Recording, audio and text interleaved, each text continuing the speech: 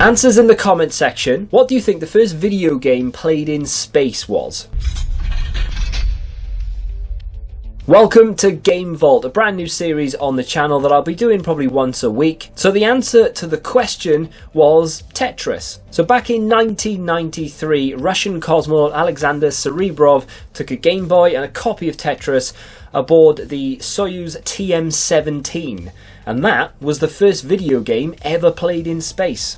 So Phil Spencer's been talking about a lot of stuff lately with regards to upcoming consoles. They're not done. A lot of people were speculating. Of course, the biggest news coming out of Microsoft right now is their new slogan, "This is an Xbox," suggesting that the phone in your pocket is the equivalent to an Xbox.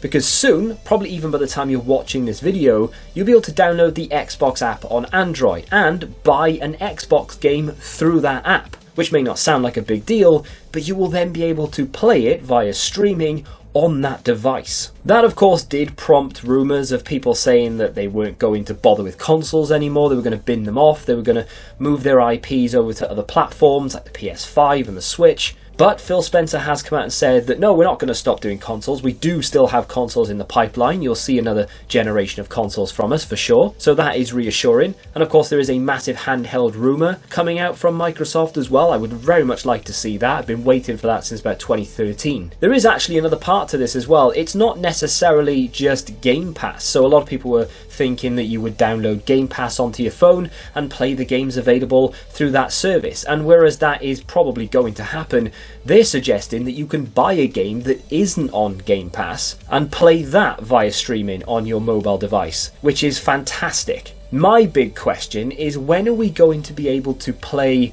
disc-based games without the disc? It's not a big deal, and it does go hand in hand with buying a disc. Suggests that you should have to have the disc, but when you're downloading the majority of the game that isn't included on the disc, it does make me wonder, can't you make it so that it registers that I've essentially bought a license to the game, meaning that I don't have to have the disc if I don't want to? I know it goes hand in hand with having a piece of physical media, but it does get slightly frustrating when it's like really late at night and I want to play a certain game just for 20 minutes, but I can't be bothered to go upstairs, get the disc, come down, switch the discs out in the console, and then play it. I'd love to just be able to click play because I own the game, I've installed it, my device knows I own the game. Why do I need the disc? Maybe that will be something that happens in the future, but not right now. Let me know in the comments, will you be using the new streaming service from Microsoft? Has this been something that you've wanted for a while? So before we move on to some tips and tricks for physical collectors, let's talk about some gaming myths. Blowing on the cartridge. Did you do it as a kid? Do you still do it now? Do you think it works, or is it a load of nonsense? Well, apparently it is a load of nonsense, and in fact it's actually not recommended by the manufacturers as it may damage the cartridge. Now, I'm still on the fence despite the fact that manufacturers have come out and said that it is a load of nonsense and it does absolutely nothing. It's a seating issue. It's very much like RAM in a PC, for example. Sometimes when you first build a PC and you put RAM in, it's not seated correctly, so you just have to pop it back out, pop it back in, and it's fine. And that's exactly what is happening with a cartridge. But when we were kids, of course, it's dust on the pins. So you take it out, you blow on the cartridge, you pop it back in, bang, it works. It was just a bit of dust. Hey, you're new around here, right? Yep, barely been played. Little advice? Pop out one of those connector pins from your circuit board. What? But then I won't work right. Just trust me. Hey, it's not working.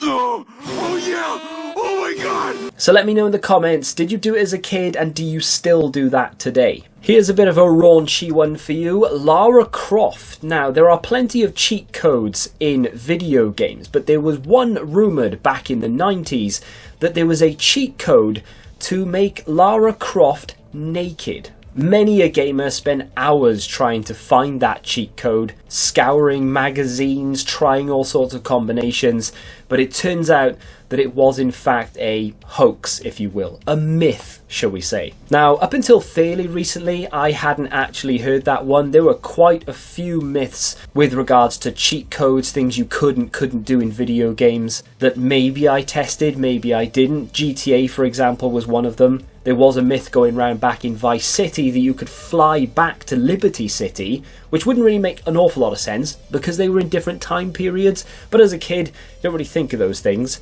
So let me know in the comments, what is one of the cheat code myths or something you could do in a game that you actually can't do, that you tried endlessly as a kid to do, or maybe even tried recently to do, and then found out, doesn't actually exist. What do you think is the most famous cheat code in history, and why was it created? Answer at the end of the video. So, a couple of tips and tricks there if you're just starting out, or maybe you've been on your journey for a little while collecting physical media. It doesn't necessarily just apply to video games, it could apply to movies and music and the like as well. The first tip is pretty obvious, the second one is kind of obvious as well, I guess, but for the first episode I think it makes sense. If you're just starting out your journey collecting, and I say just starting out, maybe you've been doing it for a few months at this point, a mistake that I made at the beginning was collecting everything. I didn't have a real focus, and in the long run it actually wasted a lot of time and probably a fair bit of money as well. I was buying for the Wii, the Wii U, the PSP, the PS Vita,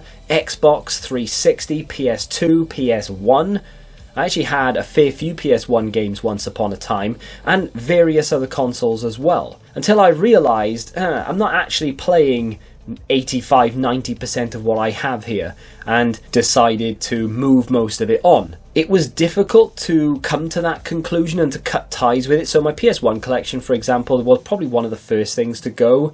I didn't touch like nearly any of them. In fact, any of them, I don't think. To the point where I am now, where I have 3 theme park and 2 manager games. And the reason I've kept those is because they have like a special bit of nostalgia. I probably will never play them if I'm honest, but the fact that they are on the shelf is enough for me. So when you're first collecting, or maybe you've been doing it for a little while, or maybe you've been doing it for decades, and you keep looking at your collection thinking, I don't ever touch this section, I don't play these games, I don't play this console, why do I keep it? I'm not telling you how to collect by any stretch. If you want to collect a little bit of everything here or there, you go for it. But if you've had doubts, you're having thoughts of, well, do I really need that? Why am I collecting this? Just have a word with yourself. Do you need to keep it? Sell it, get something you actually care about. And that kind of brings me on to my next point, FOMO. Yes, this is a pretty obvious one, and I will go back to a game that I use as an example all the time here, Hogwarts Legacy. I very nearly made a big mistake with that game. Not saying it's not a good game and I wouldn't have enjoyed playing it, probably would have. But I very nearly bought that at launch because I was sucked into the FOMO. It was the only big game coming out at the time, and every single person was talking about it. This game is going to be fantastic,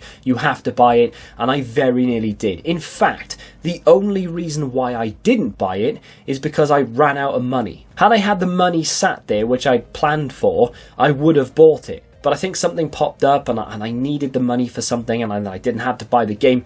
It was a blessing in disguise. I think I would have wasted my money. The game came down in price quite quickly after that. The amount traded into CEX almost en masse, like a week after it came out, was crazy. Not because it wasn't a good game, but probably because everyone was sucked into the FOMO.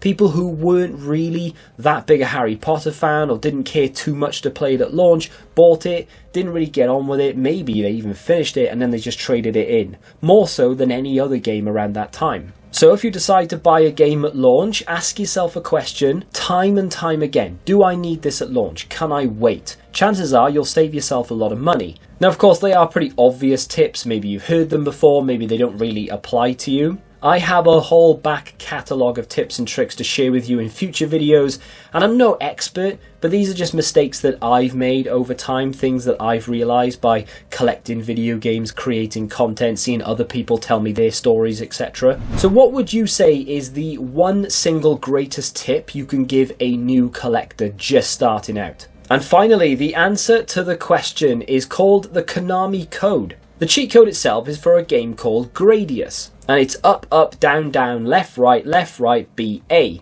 And it was originally created by a game dev who found the game too hard while testing and needed to create himself a cheat code so that he could actually get through the game. Now surely as a game developer, if you find it too difficult to get through it, you may be thinking, well, maybe this isn't the game I should be putting out. Maybe I should make it easier. The audience are not going to find this too fun to play. It's not quite the same these days where people can just Google the answer or a walkthrough. And that, my friends, concludes episode 1 of Game Vault. Let me know if you've enjoyed it, if you want to see this more regularly, and of course, if you did enjoy it, please hit the like button on the video. It does really help me out, and of course, it will help me know whether you actually enjoyed it or not. If you'd like to see me add anything specific to this series, maybe a certain section, a little quiz here or there, or perhaps just a look back at some nostalgic content, whether it be video games, adverts, magazines, and such, let me know. If you'd like to check out a completely different video from me, you can click here, and until the next time, goodbye.